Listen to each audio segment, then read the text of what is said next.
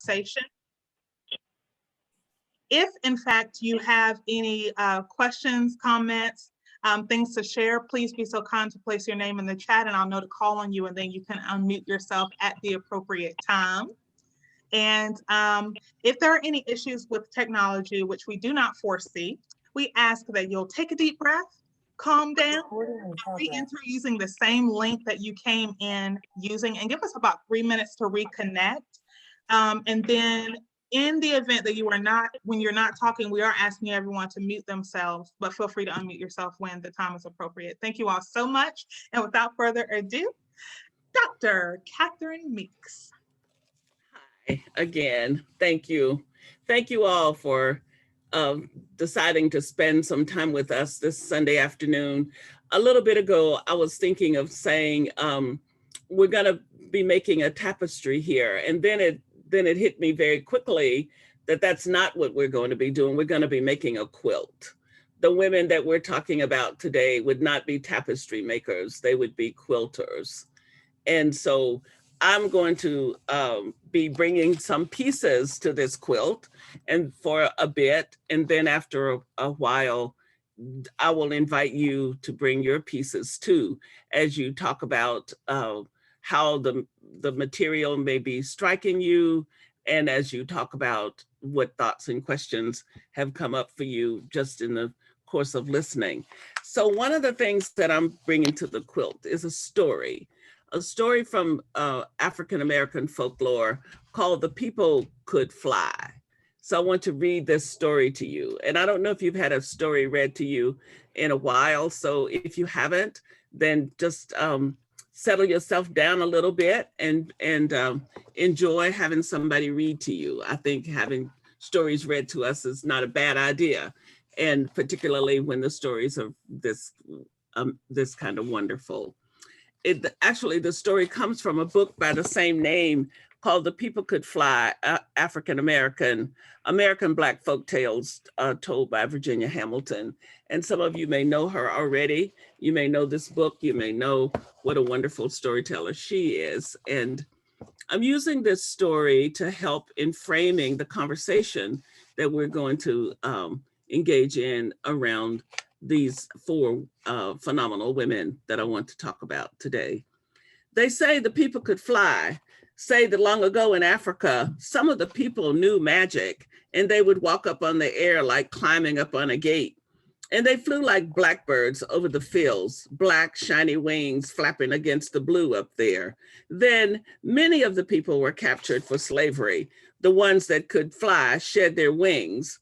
They couldn't take their wings across the water on the slave ships, too crowded, don't you know? The folks were full of misery then, got sick with the up and down of the sea, so they forgot about flying when they could no longer breathe the sweet scent of Africa. Say the people could fly, say the people who could fly kept their power, although they shed their wings. They kept their secret magic in the land of slavery. They looked the same as the other people from Africa who had been coming over who had dark skin. So you couldn't tell anymore one who could fly from one who couldn't. One such who could was an old man called Toby, and standing tall, yet afraid, was a young woman who once had wings. Call her Sarah. Now Sarah carried a babe tied to her back. She trembled to be so hard worked and scorned.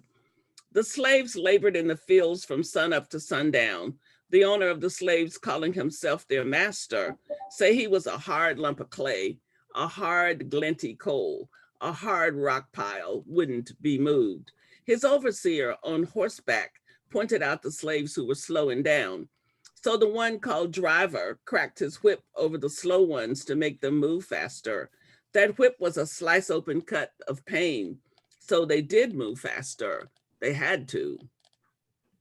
Sarah hoed and chopped the row as the babe on her back slept. Say the child grew hungry. That babe started up bawling too loud. Sarah couldn't stop to feed it, couldn't stop to soothe and quiet it down. She let it cry. She didn't want to. She had no heart to croon to it. Keep that thing quiet, called the overseer. He pointed his finger at the babe. The woman scrunched low. The driver cracked his whip across the babe anyhow. The babe hollered like any hurt child, and the woman fell to the ground. The old man that was there, Toby, came and helped her to her feet. I must go soon, she told him. Soon, he said. Sarah couldn't stand up straight any longer. She was too weak. The sun burned her face. The babe cried and cried. Pity me, oh, pity me, sounded like it was saying. Sarah was so sad and starving, she sat down in the row. Get up, you black cow, called the overseer. He pointed his hand, and the driver's whip snarled around Sarah's legs. Her sack dress tore into rags. Her legs bled onto the earth. She couldn't get up. Toby was there where there was no one to help her and the babe. Now, before it's too late, panted Sarah. Now, father. Yes, daughter, the time has come, Toby answered. Go as you know how to go. He raised his arms, holding them out to her. Kum yala, kum baba tambi, and more magic words, said so quickly they sounded like whispers and sighs. The young woman lifted one foot on the air, then the other, and she flew clumsily at first, with the child now held tightly in her arms. Then she felt the magic, the African mystery. Say she rose just as free as a bird, as light as a feather.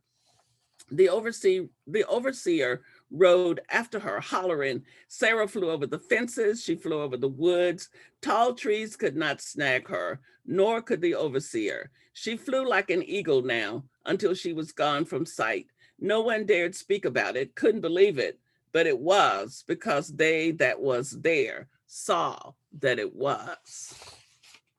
Say the next day was dead hot in the fields. A young man slave fell from the heat. The driver come and whipped him. Toby come over and spoke words to the fallen one. The words of ancient Africa, once heard or never remembered completely. The young man forgot them as soon as he heard them. They went away inside of him.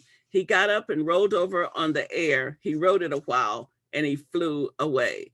Another and another fell from the heat. Toby was there. He cried out to the fallen and reached his arms out to them.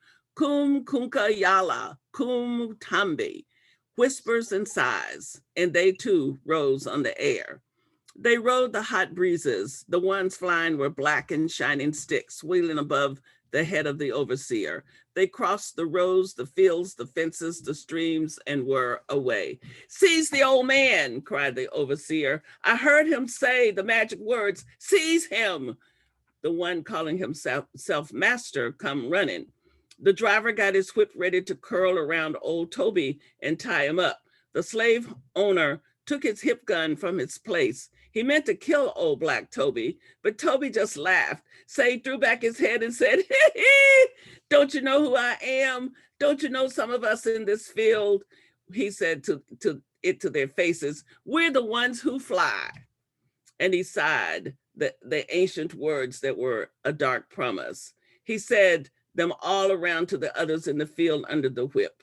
Booba yala, booba tembe. There was great outcrying. The bent back straightened up. Old and young were called slaves, who were called slaves and could fly, joined hands. Say like they would ring sing, but they didn't shuffle in a circle. They didn't sing. They rose on the air. They flew in a flock that was black against the heavenly blue. Black crows or black shadows, it didn't matter. They went so high. Way above the plantation, way over the slavery land, say they flew away to freedom. And the old man, Toby, flew behind them, taking care of them. He wasn't crying, he wasn't laughing, he was the seer. His gaze fell on the plantation where the slaves who could not fly waited. Take us with you. Their looks spoke it, but they were afraid to shout it. Toby couldn't take them with him, hadn't the time to teach them to fly. They must wait for a chance to run. Goodie bye, the old man called. Toby spoke to them, poor souls, and he was flying gone. So they say. The overseer told it. The one called master said it was a lie, a trick of the light. The driver kept his mouth shut. The slaves who could not fly told about the people who could fly to their children when they were free. When they sat close before the fire in the free land, they told it. They did so love firelight and freedom and telling. They say that the children of the ones who could not fly told their children. And now, me, I have told it to you.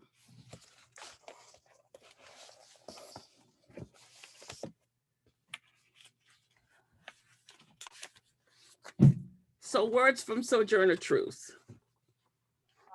That man over there say that women need to be helped into carriages and lifted over ditches and to have the best place everywhere. Nobody ever helps me into carriages or over mud puddles or gives me any best place. And ain't I a woman? Look at me. Look at my arm. I have plowed and planted and gathered into barns, and no man could head me. And ain't I a woman? I could work as much and eat as much as a man when I could get it and bear the lashes well. And ain't I a woman? I've borne 13 children and seen most all sold off to slavery. And when I cried out with my mother's grief, none but Jesus heard me. And ain't I a woman? And words from Tasaka Shange. Somebody, anybody, sing a Black girl's song. Bring her out to know herself, to know you, but sing her rhythms, caring, struggle, hard times. Sing her song of life. She's been dead so long, closed in silence so long. She doesn't know the sound of her own voice, her infinite beauty. She's half notes scattered without rhythms, no tune. Sing her sighs, sing the song of her possibilities, sing a righteous gospel. Let her be born, and handled warmly. And Toni Morrison said, African-American women have nothing to fall back upon, not maleness, not whiteness, not ladyhood. And out of the profound desolation of her reality, she may very well have invented herself.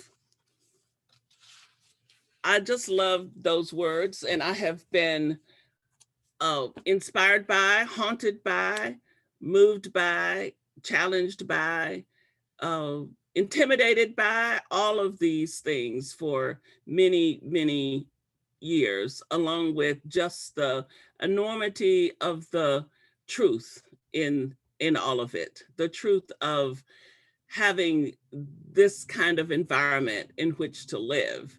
And I want to talk about 4 women today that give us some instruction on how to navigate some of these realities, this reality of possibility as well as denigration, the reality of the possibility to be free and complete, and the possibility of being done in. I mean, all of those possibilities are there.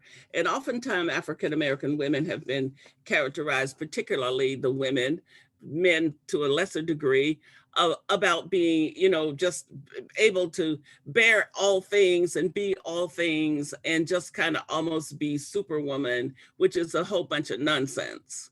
Because actually, there's the possibility of bearing all things, and there are many stories about the women who have done that and been able to come out and have a heroine story. There are also many people who have been done in, who've lost their lives and who've not had a chance and who haven't been able to navigate all of the vicissitudes of systemic racism's life intentions for their lives. So the women I want to talk about today happen to be women who have managed to navigate those waters and have a story for us to hear.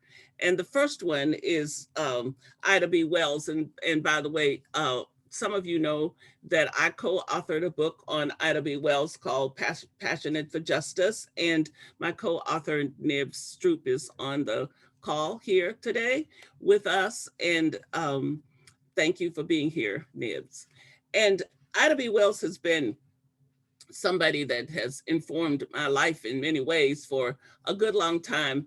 And what I'm going to do is just tell you a little bit about each of these women, and then I'm going to talk about some of the threads that I think can help us to if we piece them into this quilt that we're making this afternoon. So in 1862, Ida B. Wells was born in Holly Springs, Mississippi. And not, excuse me, when she was a young woman, her parents were taken from this life by yellow fever, the yellow fever epidemic that came later when she was a young girl. And her parents, of course, were, her father was a person that they called him a race man, because he was one of those people who was very aware of the lack of freedom, and also standing against that, a resistor. Her mother was someone who took seriously learning and took seriously faith. And so she learned some things that were very important from both of those parents. And as she walked through her life, it became clearer and clearer that those lessons, though they weren't around that long for her to learn from, had really been etched in her soul. And she had a real sense of call that had somehow been placed there. And it's interesting for us to imagine how that might have happened given the environment that she was born into, an environment that tells you that you don't have any possibilities, that that your path has been set out for you, because she was born into the just barely out of slavery era that then moved into Reconstruction and all of that. But it just, all of that stuff was still very much couched in an understanding that Black people had a role and you were supposed to stay in it. And if you somehow managed to find out another message, then it's interesting to interrogate how that might have even happened. Now, 1862, and then in 1875, Mary McLeod Bethune was born. 13 years later, and it's interesting to look at the ways in which they traveled. Mary McLeod Bethune, you may already know, was the founder of Bethune-Cookman College in Florida. Those of you who are from Florida, perhaps you know about this history. Supposedly started a school with $2.30 something cents in her pocket. We think that was probably an exaggeration. Maybe she only had $2.30 in her pocket, but she had a whole lot more resources in other ways, which we'll talk about in a little bit. Mary McLeod Bethune was thirsty for knowledge herself, and then thirsty for sharing that knowledge with other people.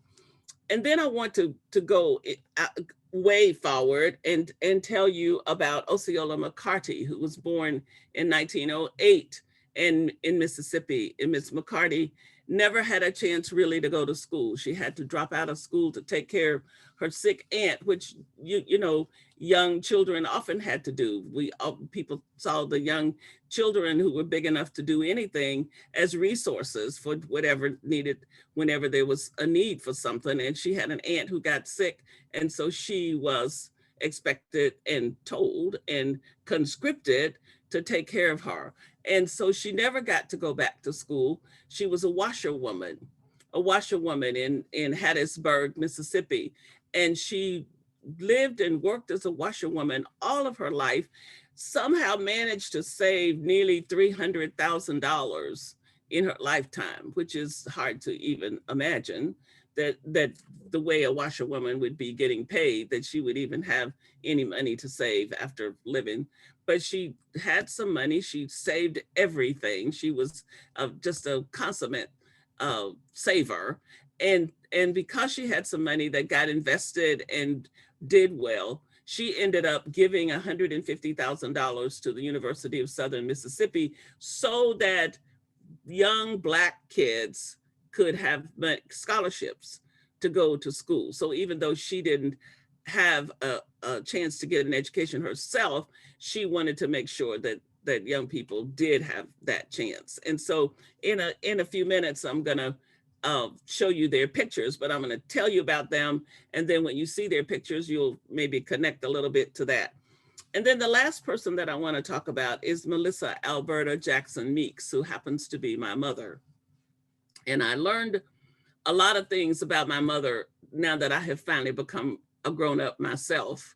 I have reflected on the ways in which she was in the world, and I understand her in a completely different way. And I understand that the thread that connects these women is that they were not given a blueprint for how they were supposed to make it through the world. You know, when you read Ida B. Wells's Memphis Diary, she talks a lot about her struggles with just trying to figure out how to be a person and how to be a woman and how to be a girl, and how little there is to help her make that determination. She has to try out a lot of things, and she doesn't do too well with some of it.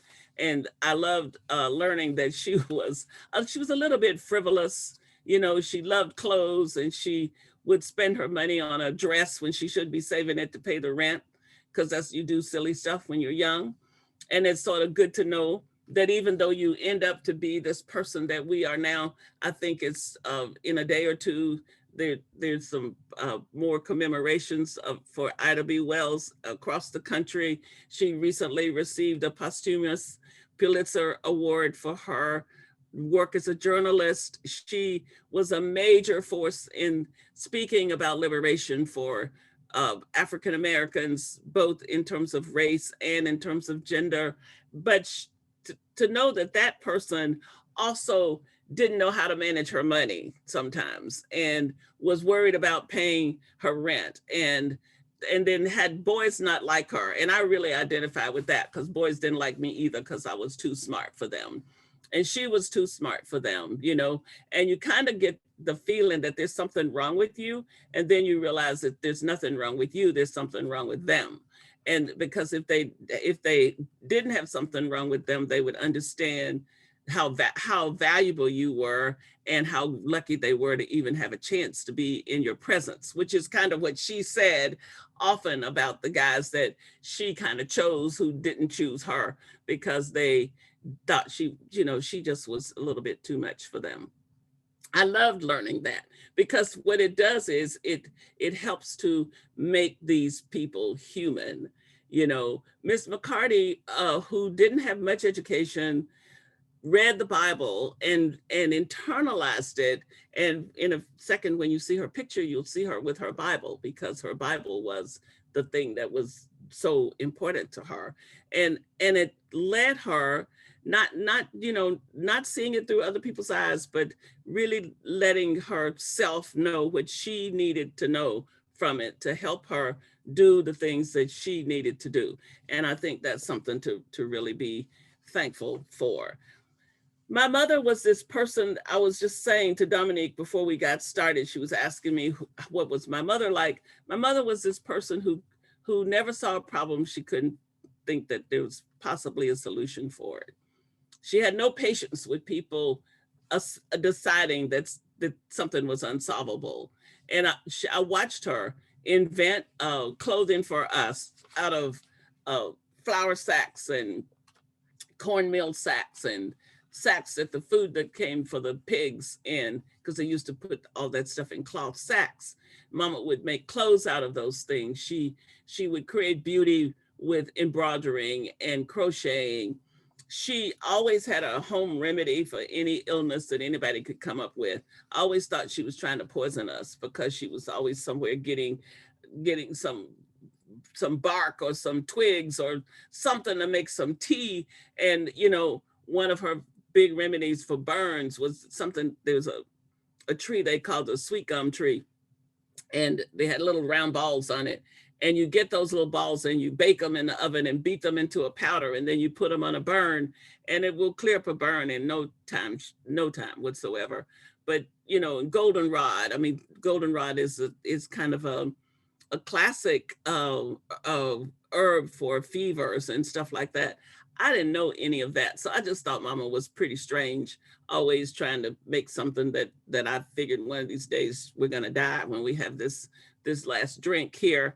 And now that I have come to understand the beauty and the value of being a folk medicine doctor, that was really kind of what she was in a natural way, just because she paid attention and she listened to the old folks who went before her with some of that remedy business as well.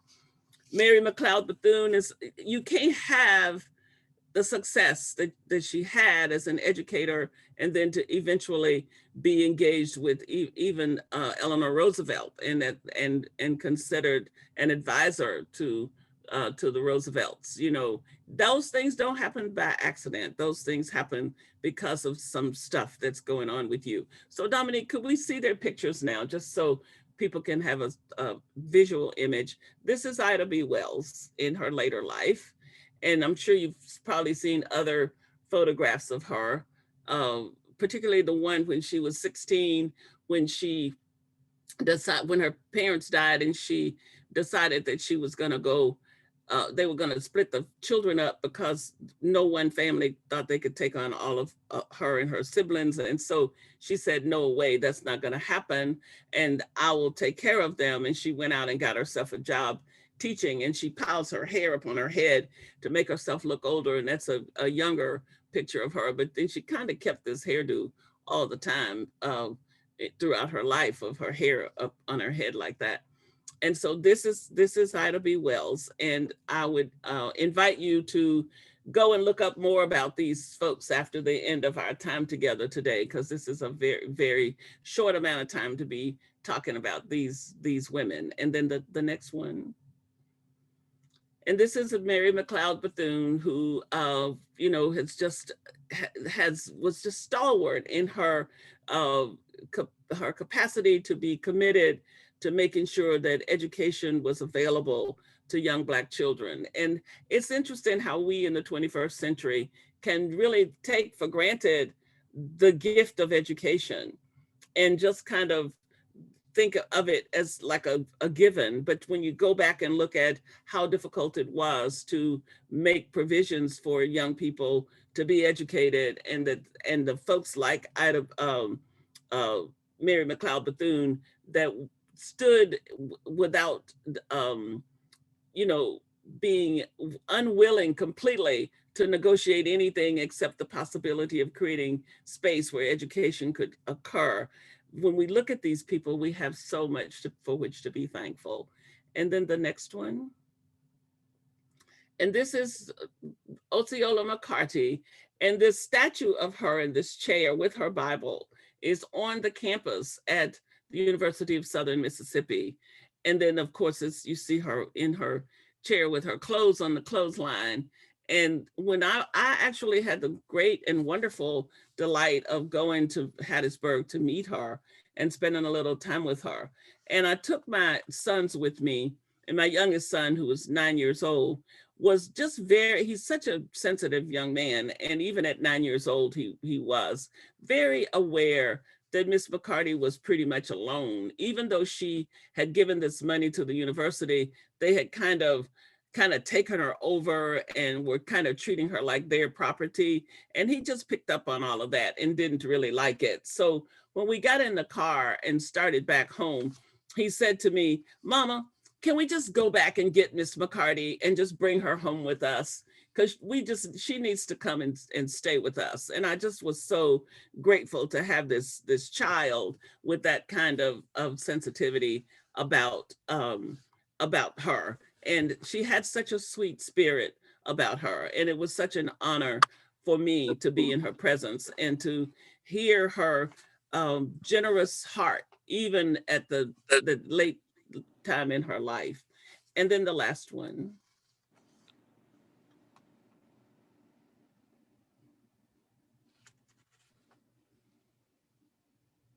In Mama's picture.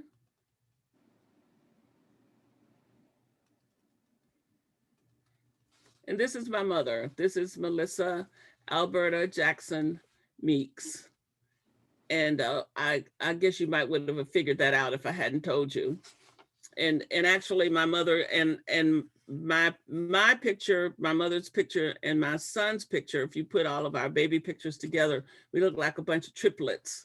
Instead of being different people, as babies, we all look like we were the same person almost. So these are the faces, and I want you to have these faces. These faces will be in this quilt that I'm working on this afternoon. Okay, thank you. So one of the things now, here these women are, these four women who span a 50-year block of time. If you go from the birth of Ida B. Wells to my mother's birth in 1912, you're looking at 50 years. And then I was born in 1946. So another big chunk of time here in between in terms of looking at generations. And I think that, you know, I'm very proud to be connected to this group of women, this collection of women. But what about them? What is it about them? What are the threads that makes it even worth us sitting here having this kind of conversation on this Sunday afternoon when you could be doing all kinds of other things? And what does all of it have to do with people flying and Sojourner Truth declaring that she's a woman, but nobody seems to notice that? These women lived in that environment. They lived in that environment of nobody's noticing that I'm a woman. And unfortunately, even in the 21st century, African-American women still are having to navigate a lot of that same kind of energy system. Because of the internalization of oppression, even African-American men often find themselves not holding the best attitudes toward African-American women. And that's an issue that we need to take up inside of our own communities. And we also internalize a lot of that stuff ourselves. And if we're not careful, we will not look upon ourselves in the ways that we need to.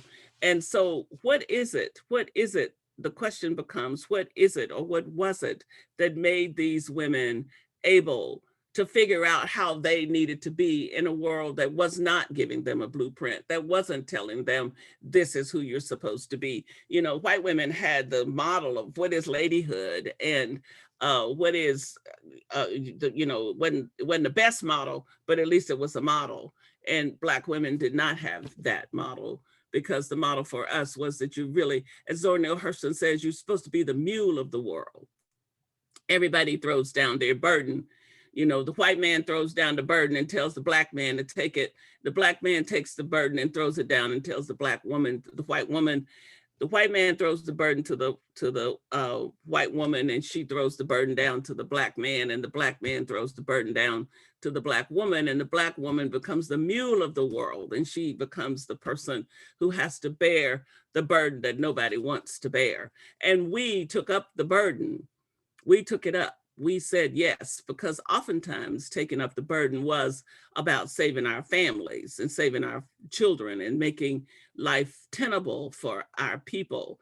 And so we said yes. You know, Rilke talks about holding to the difficult, that we like to try to organize our lives around the easy and the easiest of the easy. But the real challenge is to learn how to hold to the difficult. And so in this whole trajectory of self-invention, it's important to be willing to hold to the difficult. You don't get to renegotiate the contract once you get on the path. You're on the path, and you just have to keep going. And it's in the keeping on, that one just begins to discover the capacity to somehow keep on keeping on. And you know, there's one book that I don't even remember what the book is about. I just love the title. It says, "We're in the habit of surviving." We're in the habit of surviving. You have to be careful about that, though, because it can become a negative. It's not always positive just because you know how to survive.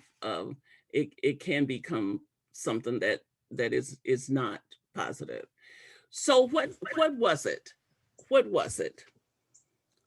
If you can tell a story about people being able to fly to freedom, you have an amazing capacity to imagine. And so one of the things I think that contributes to this possibility to be this inventive, to create yourself out of nothing, out of no pattern, out of this kind of, no matter what messages you got as a Black woman or as a Black person, there were these competing messages trying to tell you that those things you were thinking weren't even really true. And there's this image called, I think, holy imagination. to have imagination transcendent. I mean, imagination is transcendent anyway, but to be able to keep on imagining, to keep on believing, if you could be so creative as to create this story, this narrative of how you can get out of slavery by flying away, and that was really something that was not lost on real African people. That part of the reason why people walked into the ocean on the coast of Georgia was because they thought if they did that, they would be liberated. And that whatever, and who knows? I mean, we don't know. I'm not here to say that they were wrong. I think that I don't know. Who knows what was operating inside of them? So to be people that refuse to say no, that refuse to say no to the invitation to imagine, in spite of how bad the circumstances might be, to keep on saying yes every time there's an invitation to imagine another way. So, that was my mother. My mother's favorite mantra was, tomorrow's another day. No matter what is happening today, tomorrow is another day. And you don't know what's going to happen tomorrow. So no, you don't sit here twiddling your thumbs waiting on tomorrow. You do what you need to do today, and you see what tomorrow brings. And tomorrow will bring whatever. Hopefully, it will bring a resolution to something. Tomorrow may bring liberation if you're a slave. Tomorrow may bring liberation if you are somebody who has been denigrated, as these women that I've been talking about were often denigrated. My mother lived through a whole era where no white person would ever want to call her Mrs. Meeks. That's why if white people don't know me and aren't trying to be respectful, they have to call me Dr. Meeks, not just for me, but for my mother and my grandmother and my great-grandmother and all of the Black women before me that never got the respect they deserve to have. That does not include you on this screen, because you would not be trying to be disrespectful. So let me just be clear about that before anybody has to feel bad. You don't have to feel bad, because I said when you're standing in the bank line and the woman working there, the teller, doesn't know you from a hole in the ground, and she just called a white person in front of you Mrs., and then just getting ready to call you by your first name, that doesn't work. Not only but it doesn't work for me, but you have to do it because I'm standing here, but you got to do it for my mama too. Because she lived through this whole era where she would never be Mrs. Meeks. She would always be considered girl or auntie or whatever, never Mrs. And so it's important then for generations, for my generations and the generations to come after me, to make sure that we stand against that. So that's a part of how you continue the process of invention. And something in them made them find ways to call people to respect them to whatever extent they could get respect, but they had respect for themselves. And they had a sense of themselves that was transcendent enough so that those externals did not keep them from hearing who they were supposed to be. How do you find that? And the answer is not, I don't know the answer. How do you find it? What I know is that they found it. And what I know is that it can be found. And what I know is that it has to do with mystery, and it has to do with faith. And it has to do with will, and it has to do with courage, and it has to do with an unwillingness to allow something external to you to define you. And your imagination helps you in that process, because your imagination keeps telling you that no matter what this message is, there's more to it than that. There's more to it. The people can fly. You're in the field, and the slave overseer is whipping you. He doesn't know what you know. You know you used to have wings, and that you can reconnect to them. He doesn't know that. And he doesn't know what happened. I mean, you ended up leaving, and he doesn't know how it happened. Remember, the story says they didn't know. They actually thought they better not talk about it too much because it was so far beyond their understanding. I think that would be true for Ida B. Wells. I'm sure that many people around her had no idea why she kept on being who she was and doing what she was doing. No idea how Mary McLeod Bethune could keep on going with all of the different kinds of efforts that were put forth to make her be discouraged. Ms. McCarty, can you imagine washing clothes on your hands on a rub board, using wash pots? Do you know what a wash pot is? You know, those pots that were out in the yard that you had to put the water in and heat the water with a fire outdoors, and they put clothes in the into the wash pot, and then also doing all this work on your hands. My mama was a washerwoman too, and my aunts, but they didn't have quite as hard a time as Miss McCarty because they had a few more advancements than she did. But nonetheless, Miss McCarty had a reputation all over the place for being one of the best washerwomen in the area.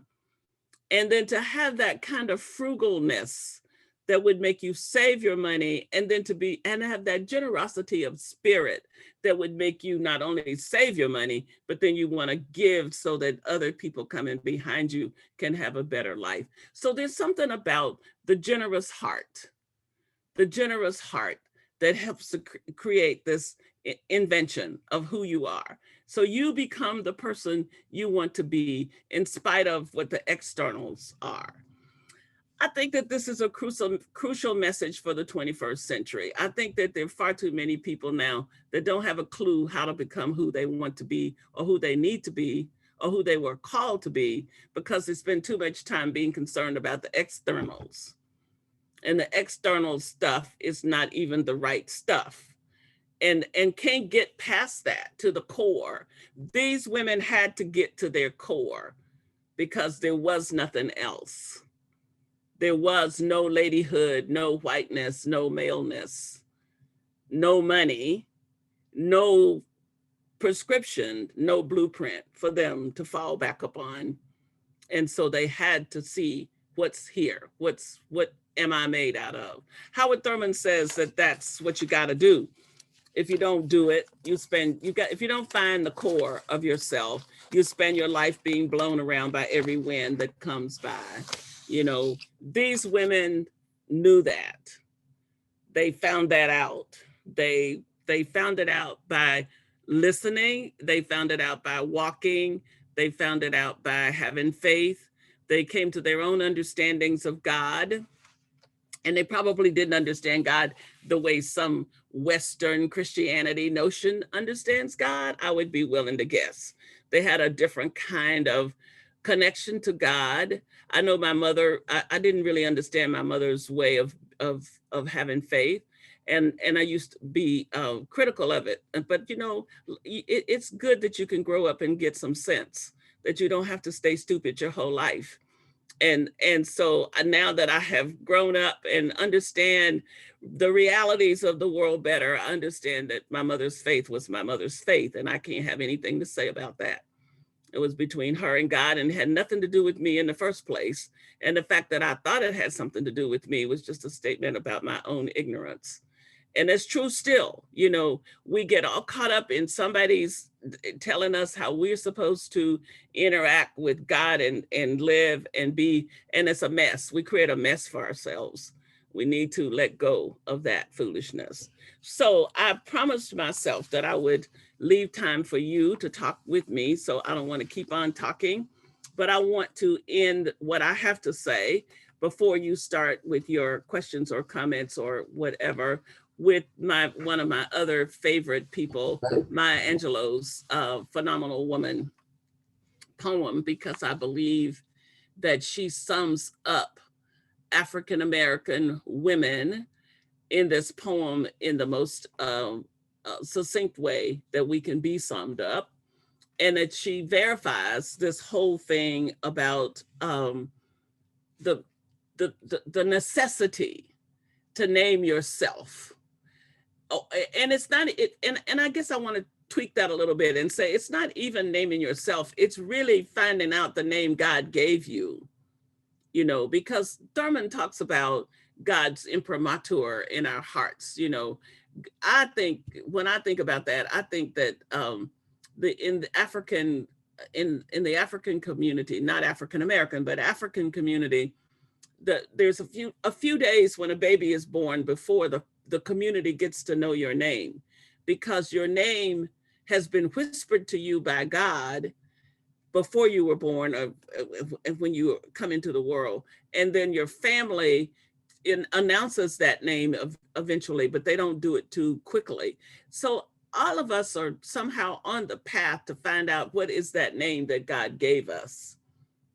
And so God is good about giving us what we need to do what we were asked to do, if we can find a way to pay attention and get to hear what that is. These women paid attention, and they paid attention in some regards better than we do, because they didn't have the distractions. We get these distractions that make us think we can take shortcuts and we can get there quickly, and they knew there were no shortcuts. They knew that you know, you're born into the world where getting an education is a problem. My mother went to school. My mother graduated from college when I was 18 years old. My mother had gone to college all of my life, and it wasn't because she was slow.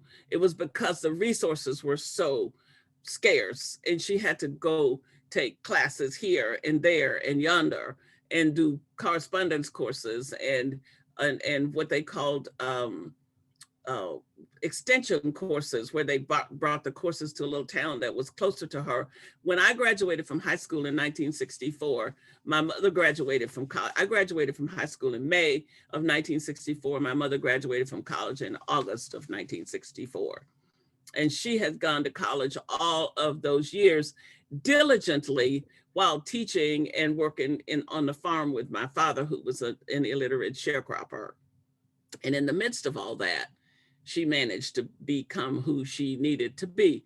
How she did it, I don't know. One of these days, maybe when I see her again in glory, we'll have some conversations, because I'll be smart enough to listen to what she has to say, as opposed to when I was younger. You know, now I'm having to surmise a lot because of the experiences I had of her, but maybe I can hear more details about what it was like for her to become the person that she became.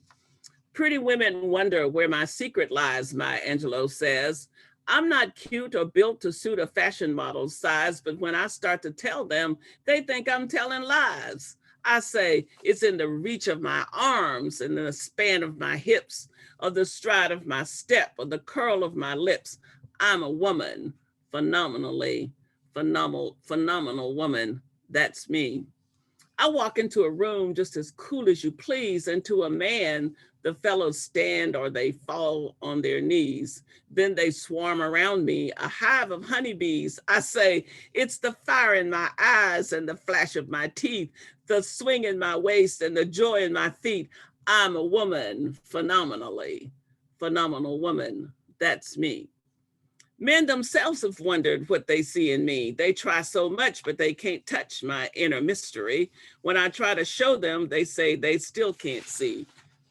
And I say, it's the arch of my back, the sun of my smile, the ride of my breast, the grace of my style. I'm a woman, phenomenal woman. That's me.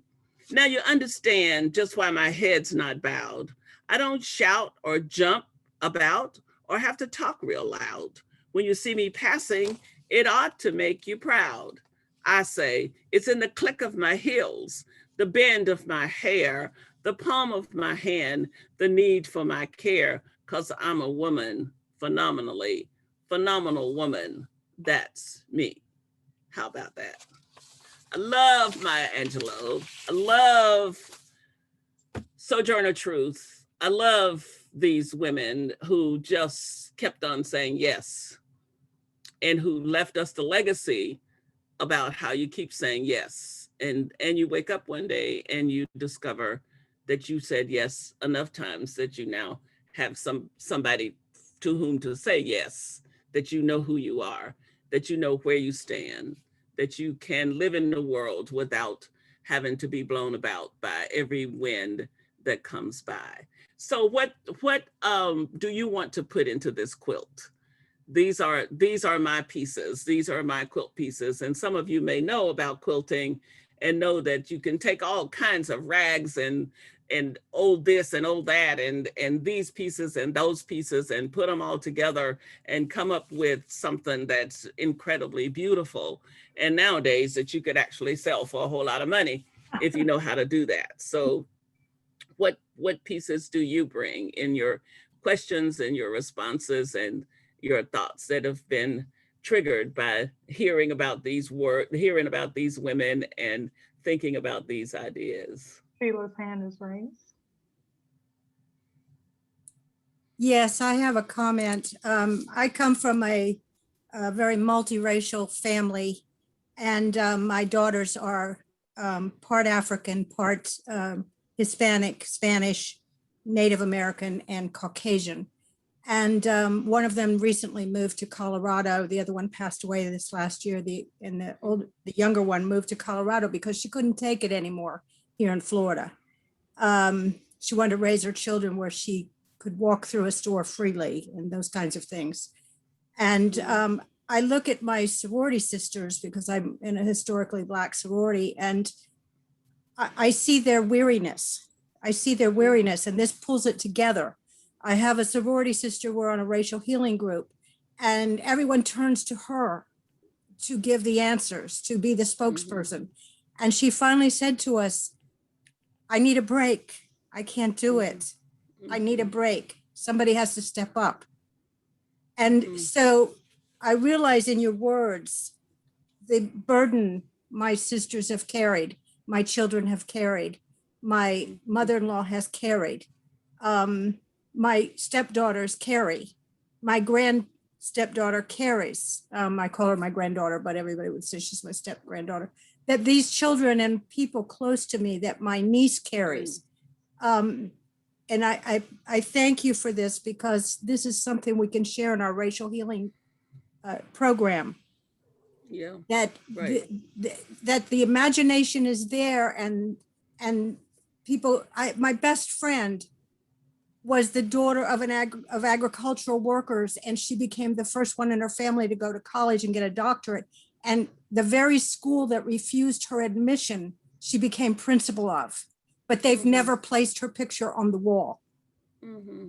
And we're trying to correct that. Yeah. And it's 2021.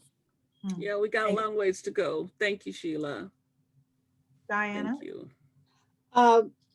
you.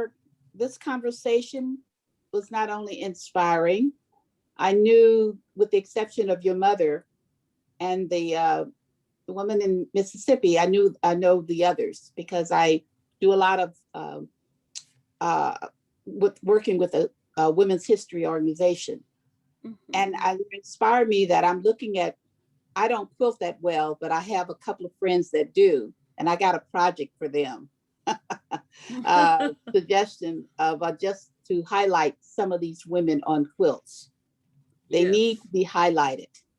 And I encourage anybody that have that talent to quilt to get the pictures and put them out there, because there are not enough monuments about these women, and education can cover so many different ways visually, not only what we say.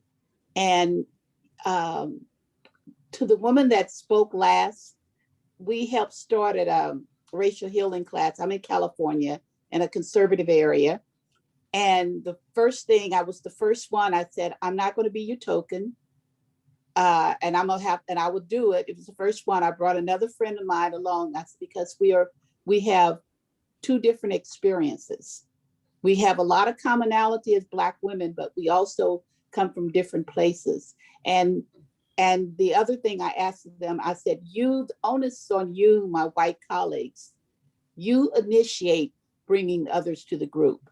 You do the inviting. It's not up to me to do the inviting to have the conversation.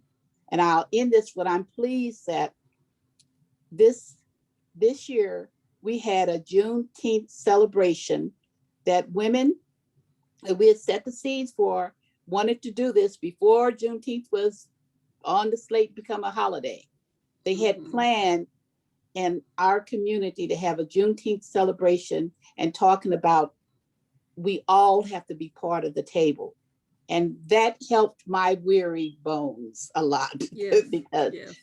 this has been a heck of a year for us all. And we still got a lot of work to do. But Yes. this was somewhat very inspirational. So I thank you. I gotta go to another meeting, but I thank you so much for having this. And I'm so glad I turned in. Well, thank you, Diana, and I wish you the best. Okay. Thank you. And then Trisha, and then Ally. Thank you so much, Dr. Meeks. I feel like I apologize. I don't even feel like I can be on screen because I'm just, I feel overcome. And I'm battling with this thing as a, I'm a Black woman, and I feel like thinking about my hair and, how can I be presentable and just on screen? So that's always in the back of my mind. But I do, everything that you said, this kind of conversation, I crave it so much, because I feel like we haven't been able to have it. And the thing I crave right now just is truth. And I don't know how we can be comfortable with that. The women that you spoke of, Ida B. Wells, just documenting that painful truth. And right now, why is it so hard to just say it? If we could just say it, and we're being fought so hard, we can't even, the idea of critical race theory, it's been vilified, but it's just a study. We can't even say that it's been vilified and made against the law. I would, and part of this quilt, the work I would like to do, instead of fighting with Band-Aids, overturning laws and creating laws to do this, laws are just Band-Aids, I feel. But the truth is the only thing that I see. Being able to talk about it and not feeling guilty. Right. People that I think, part of this whiteness is that it doesn't want to be uncovered. But if we can just say the thing and get whatever comfort level. So I don't know how that looks, but that's the part of contribution I would like to be a part of, is just saying the truth, what it is, and helping liberate the people who feel bound by that. So Trisha, many blessings to you, and just keep telling the best truth you can find. That's the best you can do. Tell the truth every time you open your mouth, or keep your mouth shut. Never mind what somebody thinks or feels about it. You're not going around with a sledgehammer trying to beat people up. You're just telling the truth as best you can, with as much love and kindness as you can muster. And then you have to be thankful at the end of the day that God keeps giving you the energy to do that. So I encourage you to, as you were weeping, I think part of the way you tell the truth is by weeping. The truth is hard. It's hard to tell, it's hard to take, and it does cause a lot of weeping. I told somebody yesterday, I'm spending my days this right now dancing between grief and gratitude, because there's just a lot to be thankful for. There's a lot to be grieving about. Our country's in a mess, but it's always been in a mess, and so that's not actually news. So we just have to figure out what we are to do in the mess that belongs to us. So I want to encourage you to just keep being the person that you sound like you are. And I bet your hair looks okay. I bet you anything. So yeah. Yeah. Well, thank you. And thank you for this space. It's very Yes. necessary. And then Ally and Nikki. Thank you, Dominique, and thank you, Dr. Meeks. And thank each of you who have shared. It's really helping me get in touch with the tender mode of knowing. And Dr. Meeks, what you just said really galvanizes my question. Dancing between grief and gratitude. Mm. I love that thank you for sharing about your mother, because it makes it so personal in a beautiful way. And then it reminded me too, though, about generational conflict. So there is the reality that the new generation wants to go forward, maybe beyond the imagination of our mothers and parents. And so could you just speak about that complexity, any thoughts you have about what the next generation, how to hold with gratitude, the wisdom from the past and the beautiful shoulders we're standing on and the hearts we're drawing on and the wombs we've come from, how we draw on that, but go beyond? And then also what the obligation is, what is the obligation of the new generation to honor the past while still wanting to move forward?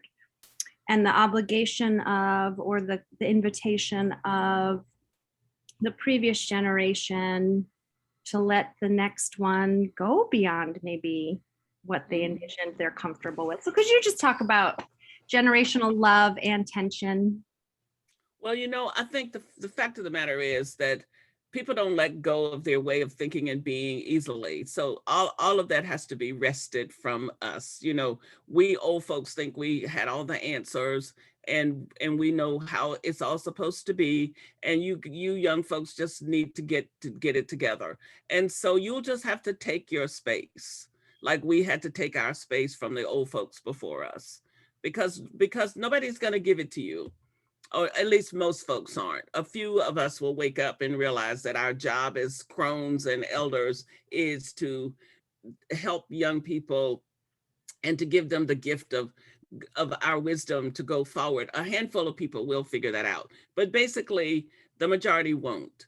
And people don't like to give away their power anyway. So you'll just have to make up your mind what kind of person you're going to be as a younger person, and how much truth are you going to tell? How much are you going to stay open to understanding what you know, even when it's contrary to the narratives that raised you? I mean, our foreparents didn't always have it right, and we can see better than they can see. It doesn't mean that we throw them away just because we see that they were wrong. I think that's one of the big places we get caught. We think that just because we know somebody was wrong doesn't mean that turns them into a monster. It just means that they weren't enlightened about that particular thing. And my enlightenment does not mean I have to kill them.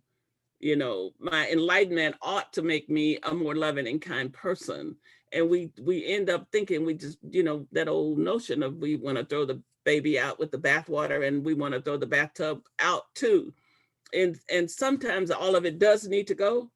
And other times we need to be more discerning about what things to keep and what things to let go of. All of it takes courage and intentionality. It won't be easy. It won't be clean. It won't be some nice little prescription. It will be up and down. It'll be in and out. We'll be crazy some of the time, and we'll think we don't want to do it, and all kinds of, there'll be conflict. And I think that where we get in our most trouble is that we keep trying to avoid conflict. And it's going to be, there's a wonderful book that's called The Promise of Paradox that Parker Palmer wrote that everybody should read, because there's lots of paradoxical stuff. Paradoxes make you crazy because both things happen to be true. And they usually you don't like them. Like your grandfather was a good person, but a racist. That's, both of those things could be true. And yet, so you don't get to throw your grandfather away, but you also don't get to practice what he preached. And so there's conflict. So there's always going to be conflict, as we live in this world. It's a conflicting world, and we have to decide if we've got the courage to live in that space. So I would just encourage you to keep living in the space that's there for you. It's there. Keep saying yes, like these folks did. I mean, they said yes. They were conflicted. It wasn't a clear path for them.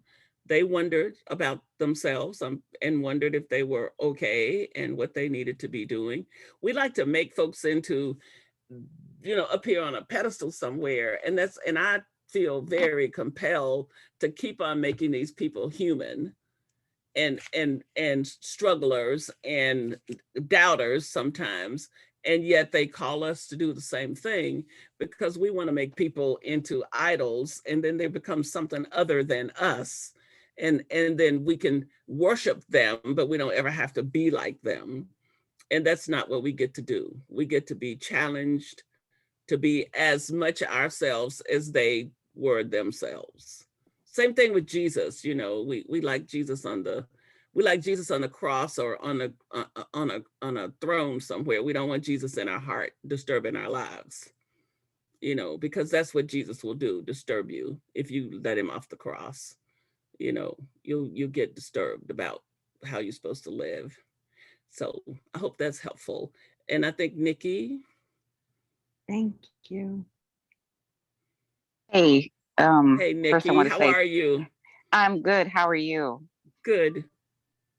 I wanted to just thank you for today. It was really healing. Excuse my having the screen off most of the time. It's just I'm on Zoom a lot, so it was just nice to be able to listen to you tell those stories. Also wanted to ask a question. And well, it's a long question. I'll try to make it short. I remember, I loved what you said about, and this will kind of be the intro to that.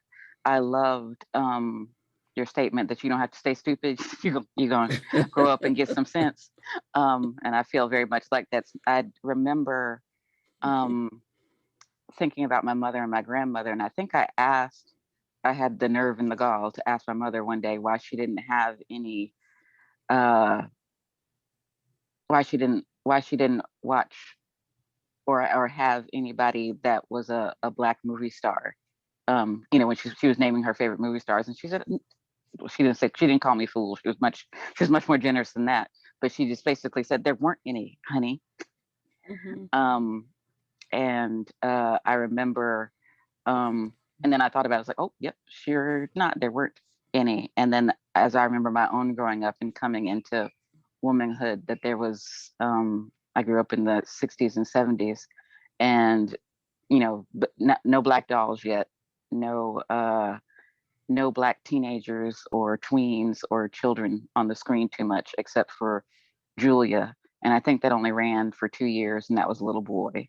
But I love Diane Carroll. Yes.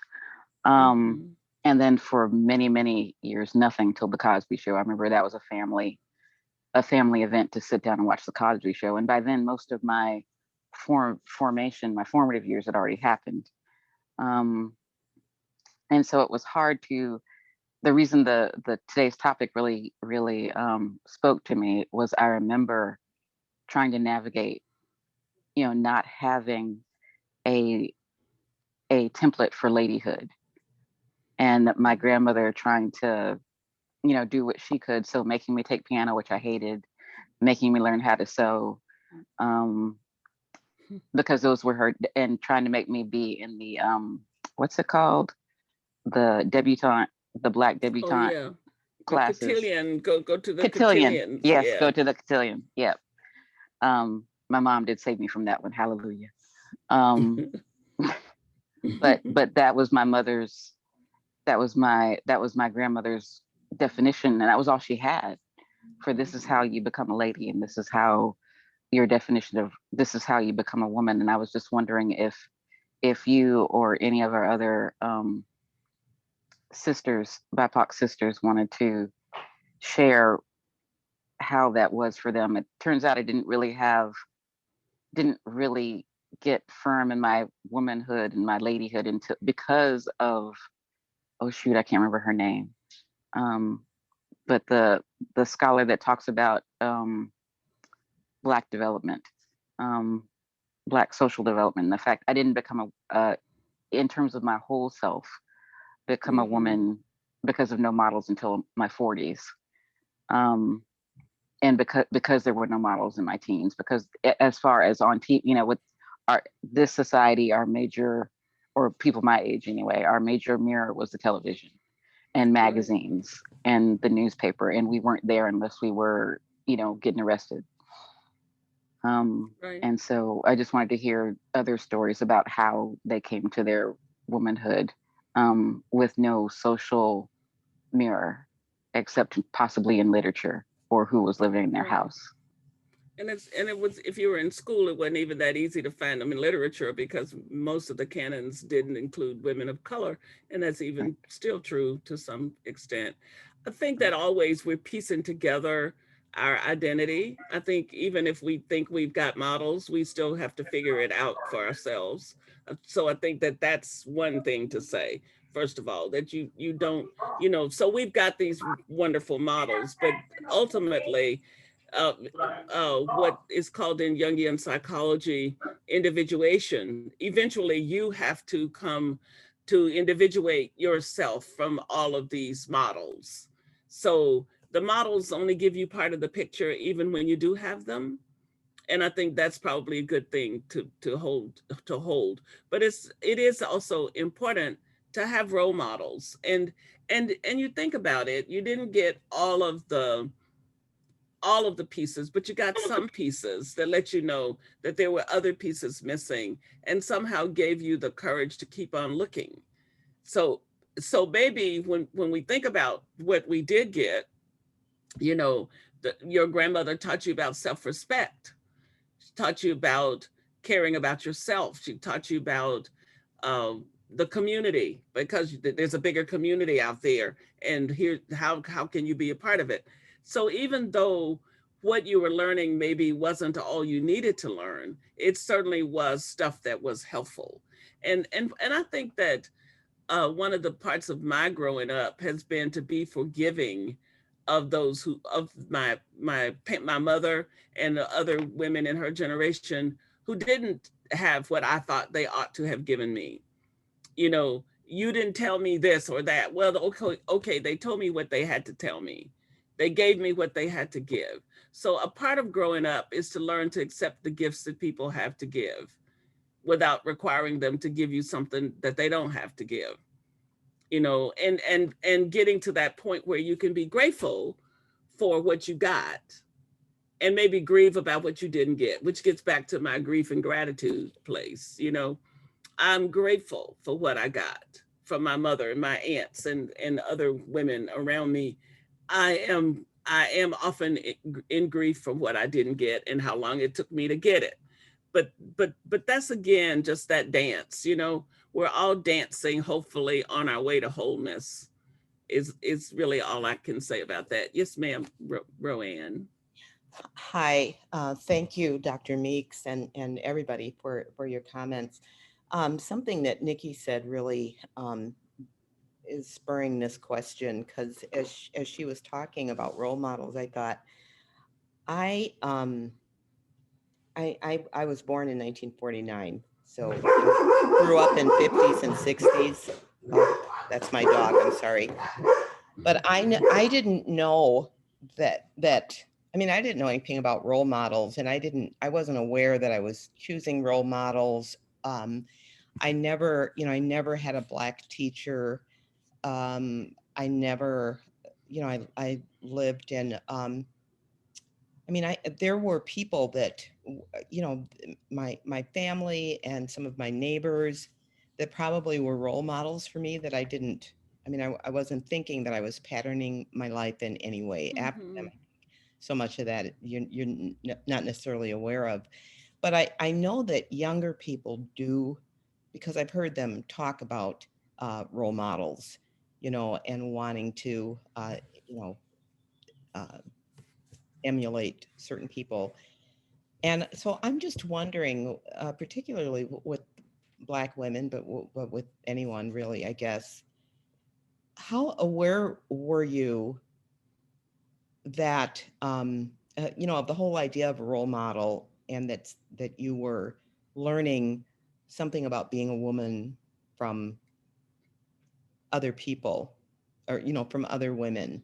I mean, if you had kind of traditions or something that you followed because your mom always did it, or Yeah. or that kind of thing. I just feel I was feeling when Nikki was talking, I was thinking, gee, I don't think I think that I had white women who were my role models because those were the only women that I ever, that like professional women and that I saw in my environment other than my family. So just curious about that.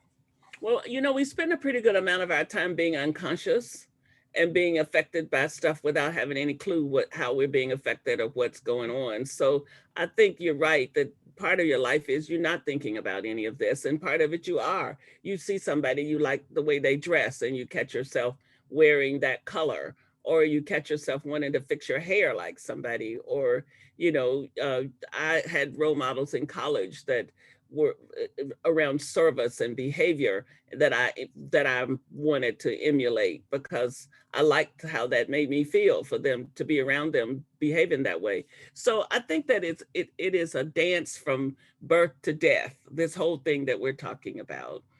And that along the way you wake up and you realize, you look back and you see, oh yeah, these things impacted me. And then now you're at this place, and sometimes you don't even know how you got there actually, and why you're there. You have to interrogate that to even figure it out. So I don't think, if you'd asked me 50 years ago to have this conversation, I don't think I could have had it, because I don't think I thought hard enough at 25 about all of this. And I was still mad because my mama wasn't perfect, and I was still pretty dumb actually then. So along the way, you wake up and realize, oh my goodness. And I thought I was going to throw that away, but that's really important. I didn't understand that I learned something about sticking to itness from my mother, who I watched go to school for 18 years to get a degree. Mama never told me education was important. You know why? Because she didn't have to. I watched her teach. I watched her work in the field in the morning, come in and change clothes and put us in the car and drive somewhere to sit in a class in the afternoon so she could get a degree.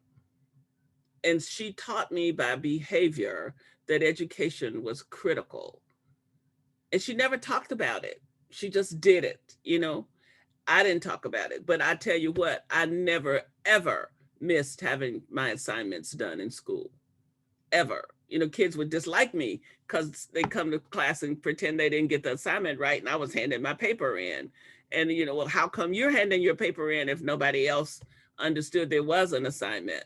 Because my mother had said something to me by her behavior that said, you do your homework, you do your schoolwork, because schoolwork is critical to something, So I just think we learn a lot that way, and then some of it, because a lot of the stuff that people try to tell you directly, you don't really want to hear it anyway, because you already got your head full, So I think that when we look back now and say, well, I don't remember, or I don't think I was doing that, we were learning a lot. We were learning it vicariously. We were learning it without even, it was part of our unconscious in many ways. And hopefully there'll be good enough stuff to stand us in good stead as we keep on going down the road. Dominique, there were a couple more questions, were there?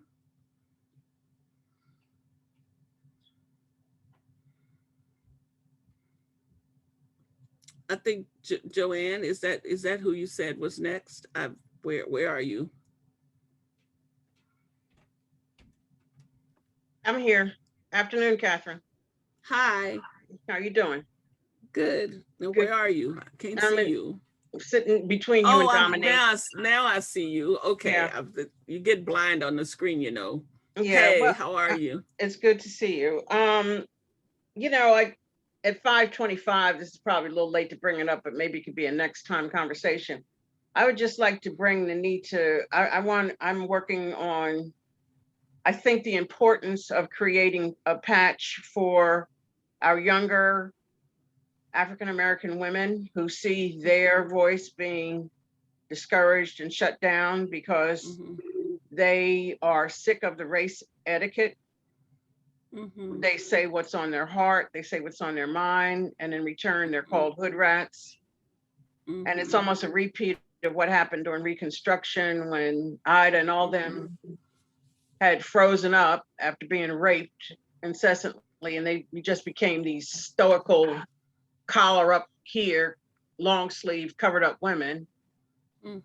And we even froze our own men out of love because we were tired of being raped. And I kind of think that that's going on now in this new Reconstruction, because nothing changes if you keep on talking to the same people all the time. Not that I haven't appreciated this beautiful mosaic, and I love it.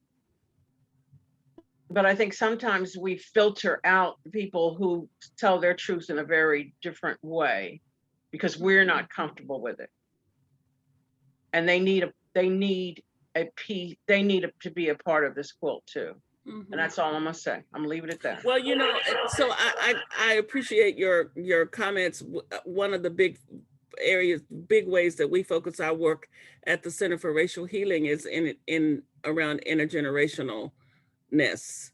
And we had recently, actually, there's a recording of a session that we had with elders speaking about how do the elders speak to the young people and engage the young people, because we have got to do that. We've got to be more conscious about the next generation. And we've got to make space for people to tell the truth that they've got to tell in the way that they need to tell it. I was trying to say something about that earlier, maybe talking to Allie, saying that, when I heard a veteran civil rights worker malign the Black Lives Matter young people, I was just really dumbfounded and devastated, because actually when that man was being a radical, the old folks didn't like him. And now he is the radical. He's got a new group of radicals and he doesn't like them. And he thinks that he's justified in not liking them because they won't do what he wants them to do. We have got, as the elders, we have to get over that foolishness. And that's why I said to you, Allie, the young people have to take their power. I, as an elder, as a crone, need to use myself to help young people take the power that belongs to them and use it. And so Joanne, you're absolutely right. We need to create those spaces. We need to help that message be fostered. We need to be, and that's what we do at the Center for Racial Healing. We bring older folks and younger people together and we talk about this stuff, because we cannot have this splitness between us where, because you don't talk like I want you to talk, you don't get to speak. I mean, good grief, really? If that's the best we can do, we're in pretty pitiful shape. So I'm so on that page with you and understand that, and always looking for opportunities for us to have a different to have the inclusive conversation. I guess that's what we have to strive for. And we have to, we at the Center for Racial Healing, we have 13,000 people in our database. And most of those people are not young people, because we're in the Episcopal Church and we've just reached out to the folks that have reached back to us. So we have to be very intentional about trying to figure out ways to engage young people. And we are working diligently on Instagram and Twitter, which I can't stand either one of those things. So I have a young person who is doing our work on both of those platforms, because we have to engage the young people. Dominique Hardy is our program manager. She's 30 years old. So one of her jobs is to help us with thinking how to engage that generation. So Joanne, I really hear you. And it's really critical. And it's critical for us not to lose sight of our responsibility to the generations, to the younger generation. I mean, we have got to be committed to that. So Cookie, is your hand up? That's an applause. Okay, I don't know. I actually have a hand up. Okay, Valerie. Quick question. I know that we're at time. The strong Black woman syndrome and the superwoman complex, the Cinderella complex, whatever you want to call it. How does that relate to what you've talked about? You know, that's a bunch of mythology that got created by a white supremacist narrative, and we need to not internalize that. I mean, I think that was a way to feel for white supremacist men and women to feel justified in the mistreatment and the denigration of Black women by talking about us. We weren't considered to be human beings. We were other than. So we had this incredible strength and this capacity to take everything and to be abused and to somehow try to act like it was not abuse. And so we need to stand against all of those kinds of images. We need to say that symbolism doesn't work for us because we're not any stronger than anybody else. We just have said yes to ourselves in the ways that we've done it. And if we've got faith, it's and all of the stuff I've been talking about all afternoon. And we're not going to let somebody make us into Wonder Woman, a superwoman, because that's not who we are. Many of us do not survive. Many of us die. Black women's life expectancy is lower than anybody else's in the country. So that's a clue as to the realities that we're up against. And I do want to encourage you, there are 800 different versions of Cinderella, and they're multi-ethnic versions of Cinderella that tell that story so differently from the Disney version, so that, you know, the women in those other stories are resourceful and independent and human, and it would be great to connect to some of those. Like the Russian version really talks about the honoring your mother as a way to be who you need to be, and the talking eggs and Mufaro's beautiful daughters. And there's a Mexican version. There's a book called Rough Face Girl. It's about it's an indigenous version of the Cinderella story. So that idea of the prince on the horse with the sword coming in to swoop you up and take you off to fairyland is a nonsense story. And it's a story that people have fallen in a trap that white women fell into, and then Black women fell into it some too.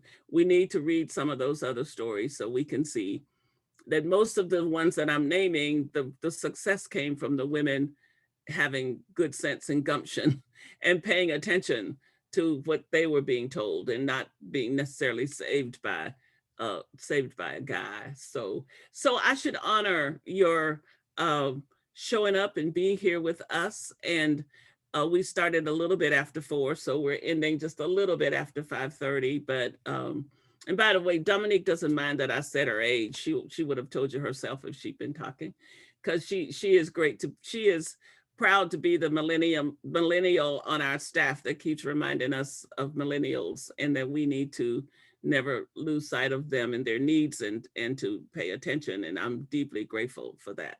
I'm also incredibly grateful for your presence here this afternoon. And I invite you to visit the Absalom Jones Center for Racial Healing website if you haven't done that recently, just to take a look at a lot of the stuff that we are doing. We are working hard to make as many contributions as we can to helping to create a space where people can be who God put them on the earth to be. That's the bottom line. The bottom line is for all of us to become who God imagined us to be. And that's the essence of holy imagination. So thank you so much for your time and your listening ears and listening hearts. And I hope to see you again the next time we have a conversation about some of these things. Many blessings. Thanks so much.